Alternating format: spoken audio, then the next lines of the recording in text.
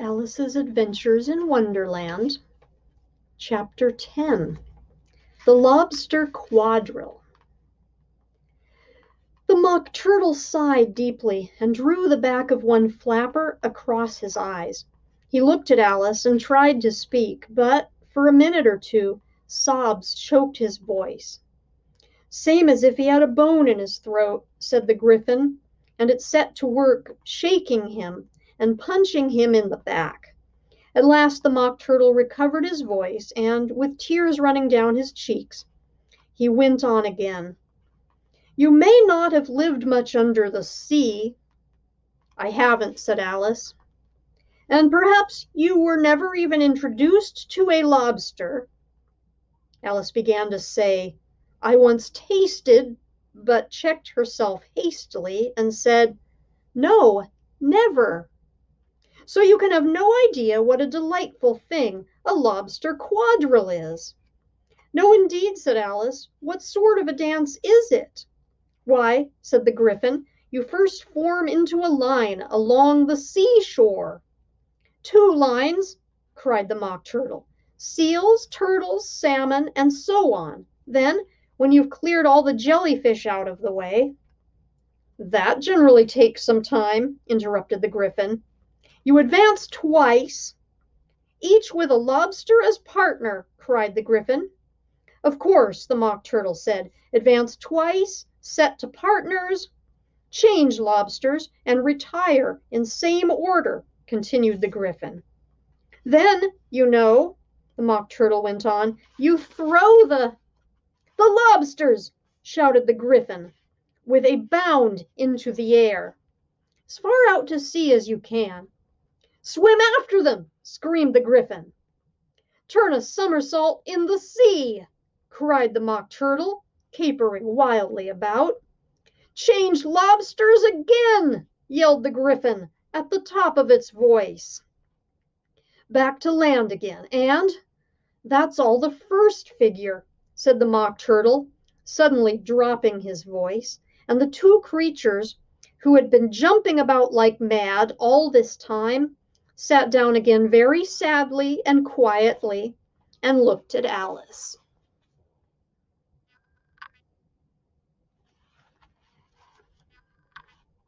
"It must be a very pretty dance," said Alice timidly. "Would you like to see a little of it?" said the Mock Turtle. "Very much indeed," said Alice. "Come, let's try the first figure," said the Mock Turtle to the Gryphon. "We can do it without lobsters, you know. Which shall sing?" "Oh, you sing," said the Gryphon. "I've forgotten the words."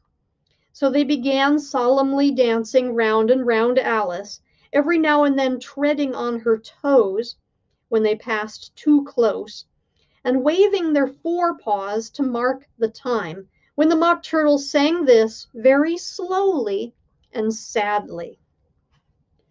"Will you walk a little faster?" said a whiting to a snail. "There's a porpoise close behind us, and he's treading on my tail. See how eagerly the lobsters and the turtles all advance. They are waiting on the shingle. Will you come and join the dance? Will you, won't you? Will you, won't you? Will you join the dance? Will you, won't you? Will you, won't you? Won't you join the dance?" You can really have no notion how delightful it will be when they take us up and throw us with the lobsters out to sea. But the snail replied, too far, and gave a look askance. Said he thanked the whiteling kindly, but he would not join the dance. Would not, could not, would not, could not, would not join the dance. Would not, could not, would not, could not join the dance. "What matters it how far we go?" his scaly friend replied. "There is another shore, you know, upon the other side. The farther off from England, the nearer is to France.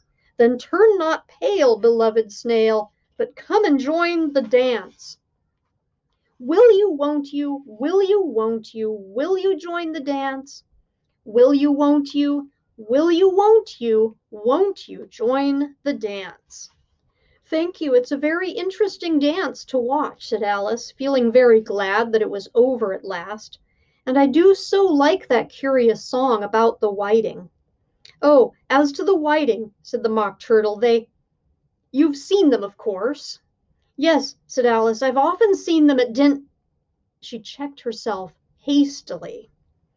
I don't know where Din may be, said the Mock Turtle, but if you've seen them so often, of course, you know what they're like. I believe so, Alice replied thoughtfully. They have their tails in their mouths, and they're all over crumbs. You're wrong about the crumbs, said the Mock Turtle. Crumbs would all wash off in the sea, but they have their tails in their mouths, and the reason is, here the Mock Turtle yawned and shut his eyes. Tell her about the reason and all that, he said to the Gryphon. The reason is, said the Gryphon, that they would go with the lobsters to the dance, so they got thrown out to sea, so they had to fall a long way, so they got their tails fast in their mouths, so they couldn't get them out again. That's all. Thank you, said Alice. It's very interesting. I never knew so much about a whiting before. I can tell you more than that if you like, said the Gryphon. Do you know why it's called a whiting? I never thought about it, said Alice. Why? It does the boots and shoes, the Gryphon replied, very solemnly. Does the boots and shoes, she repeated, in a wondering tone. Why, what are your shoes done with? Said the Gryphon. I mean, what makes them so shiny? Alice looked down at them and considered a little before she gave her answer. They're done with blacking, I think. Boots and shoes under the sea, the Gryphon went on in a deep voice, are done with whiting. Now you know. And what are they made of? Alice asked in a tone of great curiosity. Soles and eels, of course, the Gryphon replied, rather impatiently. Any shrimp could have told you that. If I'd been the whiting, said Alice, whose thoughts were still running on the song, I'd have said to the porpoise, keep back, please. We don't want you with us. They were obliged to have him with them, the Mock Turtle said. No wise fish would go anywhere without a porpoise. Wouldn't it really? Said Alice in a tone of great surprise. Of course not, said the Mock Turtle. Why, if a fish came to me and told me he was going a journey, I should say, with what porpoise?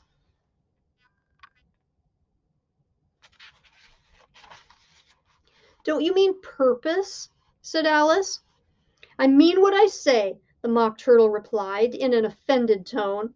And the Gryphon added, Come, let's hear some of your adventures. I could tell you my adventures, beginning from this morning, said Alice, a little timidly, but it's no use going back to yesterday, because I was a different person then. Explain all that, said the Mock Turtle. No, no, the adventures first, said the Gryphon, in an impatient tone. Explanations take such a dreadful time. So Alice began telling them her adventures from the time when she first saw the white rabbit. She was a little nervous about it, just at first. The two creatures got so close to her, one on each side, and opened their eyes and mouths so very wide.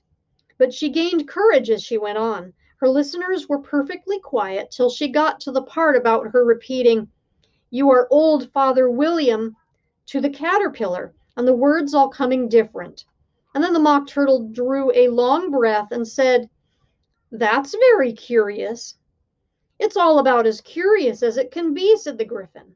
It all came different, the Mock Turtle repeated thoughtfully. I should like to hear her try and repeat something new now. Tell her to begin. He looked at the Gryphon as if he thought it had some kind of authority over Alice. Stand up and repeat, "'Tis the voice of the sluggard," said the Gryphon. How the creatures order one about and make one repeat lessons, thought Alice. I might just as well be at school at once. However, she got up and began to repeat it, but her head was so full of the lobster quadrille that she hardly knew what she was saying, and the words came out very queer indeed. "'Tis the voice of the lobster," I heard him declare. "You have baked me too brown, I must sugar my hair." As a duck with his eyelids, so he with his nose trims his belt and his buttons and turns out his toes. When the sands are all dry, he is gay as a lark, and will talk in contemptuous tones of the shark. But when the tide rises and sharks are around, his voice has a timid and tremulous sound. "That's different from what I used to say when I was a child," said the Gryphon. "Well, I never heard it before," said the Mock Turtle, "but it sounds uncommon nonsense." Alice said nothing. She had sat down with her face in her hands, wondering if anything would ever happen in a natural way again. "I should like to have it explained," said the Mock Turtle. "She can't explain it," said the Gryphon hastily. "Go on with the next verse." "But about his toes," the Mock Turtle persisted. "How could he turn them out with his nose, you know?" "It's the first position in dancing," Alice said, but she was dreadfully puzzled by the whole thing, and longed to change the subject. "Go with the next verse," the Gryphon repeated. "It begins, 'I passed by his garden.'" Alice did not dare to disobey, though she felt sure it would all come wrong, and she went on in a trembling voice. "I passed by his garden, and marked with one eye how the owl and the panther were sharing a pie. The panther took pie crust and gravy and meat, while the owl had the dish at its share of the treat. When the pie was all finished, the owl, as a boon, was kindly permitted to pocket the spoon, while the panther received knife and fork with a growl, and concluded the banquet by—" "What is the use of repeating all that stuff," the Mock Turtle interrupted, "if you don't explain it as you go on? It's by far the most confusing thing that I ever heard." "Yes, I think you'd better leave off," said the Gryphon, and Alice was only too glad to do so. "Shall we try another figure of the lobster quadrille?" the Gryphon went on, "or would you like the Mock Turtle to sing you another song?" "Oh, a song, please, if the Mock Turtle would be so kind," Alice replied, so eagerly that the Gryphon said, in a rather offended tone, "No accounting for tastes. Sing her Turtle Soup, will you, old fellow?" The Mock Turtle sighed deeply and began in a voice choked with sobs to sing this: "Beautiful soup, so rich and green, waiting in a hot tureen. Who for such dainties would not stoop? Soup of the evening, beautiful soup. Soup of the evening, beautiful soup. Beautiful soup, beautiful soup. Soup of the evening, beautiful, beautiful soup." Beautiful soup! Who cares for fish, game, or any other dish? Who would not give all else for 2 pennyworth only of beautiful soup?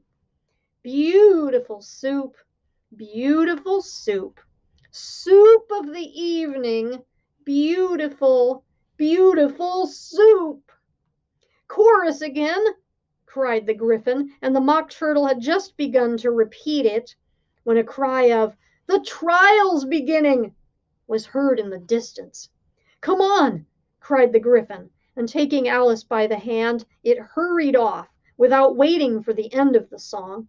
"What trial is it?" Alice panted as she ran, but the Gryphon only answered, "Come on!" and ran the faster, while more and more faintly came, carried on the breeze that followed them, the melancholy words: "Soup of the evening, beautiful, beautiful soup."